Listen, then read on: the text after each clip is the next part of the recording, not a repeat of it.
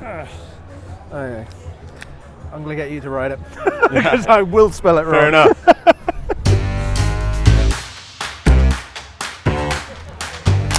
And we're back. Between two Yetis, we're here at the LMC Open House. It's January the 8th, 2020.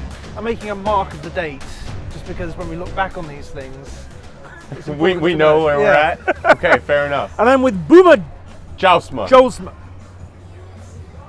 I'm going to have a guess at where you're from. Okay. Dutch? Yeah? Ah! Dutch, there you go. Nice to meet you, sir. Nice to meet you as well. But you represent the Italians. I do. I represent the Italians. But you sound American. I am American. So born in Florida. Friggin'.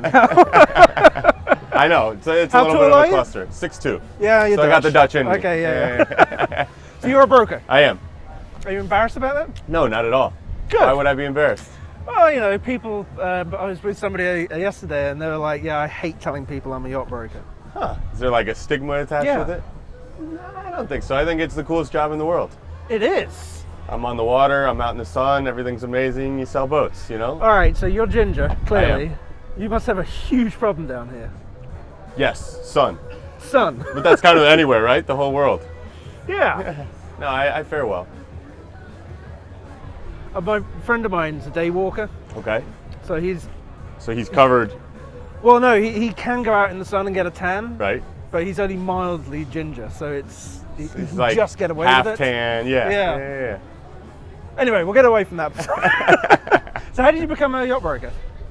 So my father's in the industry. My father's Okay. been in the industry for about 35 years. I'm an only child, so I grew up on boats, in boats, lived with him, so kind of after school every day would come back to an office and jump on inventory and things like that, and fell in love with it. So And this has been your life kind of been my life, yeah. Yeah, I would say that. in Florida, In Florida, yep. Lauderdale, or Fort Lauderdale, exactly. Born and raised. you're born and raised in Fort Lauderdale. I am one of the few locals. Yeah. I spent a little bit of time in Boca, but for the most part, born and raised Lauderdale boy. Good Lord. yeah. So what is it about Italian boats then? Look, I think it's a big segment of the market. Yeah. You look at the market, there's a lot of Italian product out there. Don't they represent something like 50% of the... I was going to say production? 40, but it could be close to 50% now. Absolutely. Anything from small ribs to day boats all the way up to, you know, True, yeah. Benetti's building giga yachts now. So they delivered 3 this Yeah. year, and, you know, so large market, large range, and that's kind of what my father brought into the industry, you know, 20, 25 years ago with Azmet. He was one of the first to bring Azmet into the States. Oh, wow. With Richard Bertram Marine Group, Allied Marine. And that's what I grew up on. And so from an Azmet to a Ferretti, you know, Pershing, San Lorenzo, that's my niche. Okay, so there aren't many royals in this industry because we're American. Correct. Well, you guys are American. But there's, I can't remember her name. Laura? Over there. Laura? Her family started Merrill Stevens. Yeah, okay. But it sounds like your family were responsible for bringing Italian boating. I don't know about my family. He worked for, you know, a company, but yes, we, you know, that's what he early on took a passion in and kind of brought up. So yeah. It's a lot of fun. Good Lord. So what brands do you represent now? Well, right now I represent San Lorenzo. I work for San Lorenzo, and then I have a brokerage firm called Italian Yacht Group. So we specialize in Italian product. Oh, so it's non-specific to a brand, it just has to be My Italian. brokerage firm is non-specific, exactly. So it's anything from an Azmet, a Pershing, a Riva, San Lorenzo, you know, anything. Good Lord. Yeah. See, back How to a old are large you? range. I'm 29. 29? I'm 29, yep. Good Lord. Been doing it since I've been, Legal. yeah. Yeah, but really into it for probably 9 years. Since I was about 20, that's when I started. That's when you got serious. Yeah, that's when I got serious. So you know the stigma that's attached to being a yacht broker. I know many. Tell me the one you're referring to. You'll sell your mother for a packet of cigarettes. I've heard that story. But it's only a small part of the industry. It really is.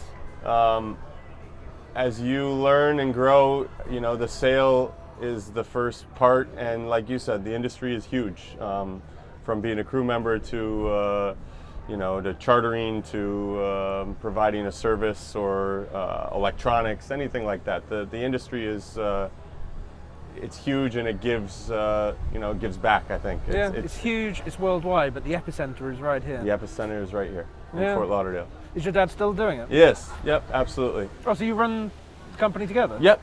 Yep. We do. So you're a family company? We are a family company. You could say that. I worked with my dad for the best part of 10, 15 years. Okay. So. Go well. It's different. It's challenging, right? It's a family company, isn't it? It's a yeah. It's a gift that keeps giving. I'm going home. Oh, really? Really? You think you do? No, it's fun. Like I said, I'm an only child, so we have a lot of fun together. He has an incredibly, you know, he's passionate about it, as am I now, and it's fun to bounce things off each other or learn. You know. Do you ever boat yourself? I don't right now, thankfully. No, I'm kidding. Usually I do a lot of boating in the summertime, so we go up north to Sag Harbor in the Hamptons in New York. We have an office up there and a house up there, so that's usually when I do my boating. So right around March, April is where I'll get the itch to buy something, hold it for the summer, and then, you know, come back in September and sell it and you know, oh wow, move so on. you're a seasonal... I'm a seasonal boater, owner. You could say that, yeah. Good Lord. Now, are you allowed to say what your favorite is? Or is it like they're your children? Yeah, I guess that's an interesting question. I don't know what my favorite boat is. The last one I sold. Is that fair? No. I interviewed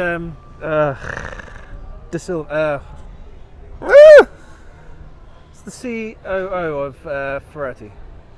Galassi? No. Locally here. No, in Italy. Oh, He'll kill me. But I was like, you know, because their brands are, I don't know, 12, 13 brands. Exactly. What is your favorite? And he's like, I cannot choose. I can't. Do you have that? Do you do that with you?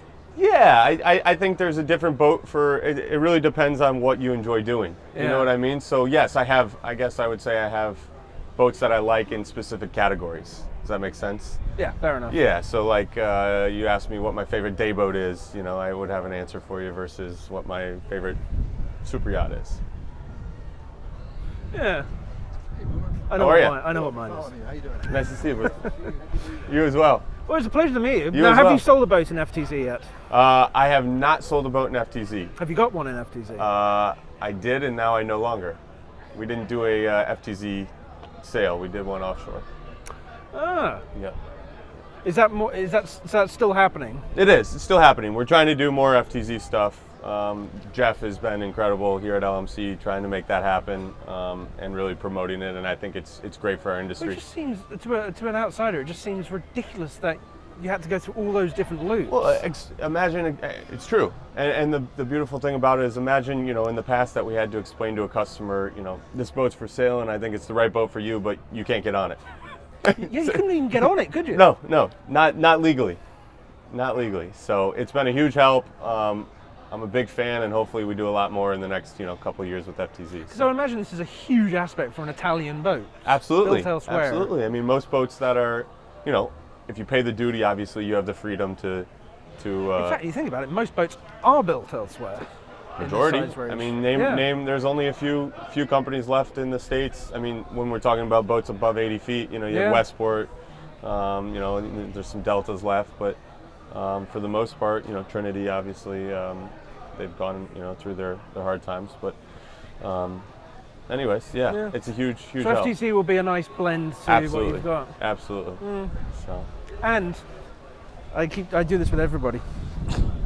This is a working yard. Yes, it is. Look how clean it is. Right? Look at the restaurant. You can come to eat every day, and it's a great environment. It's beautiful. Yeah. Not just for, you know, crew and yachting community, but for anyone. So anyone in Lauderdale, come on over to Yacht. It's awesome, and it's a good time. You get to look at some hardware. You get to look, you know, right? Some inventory. Yeah, exactly. Pleasure to meet you, sir. You as well. Thank you very much. Nice to meet you. Take care. I remember now who told me I had to speak to you. Stephen, you okay? Yeah. Oh yeah. He's great.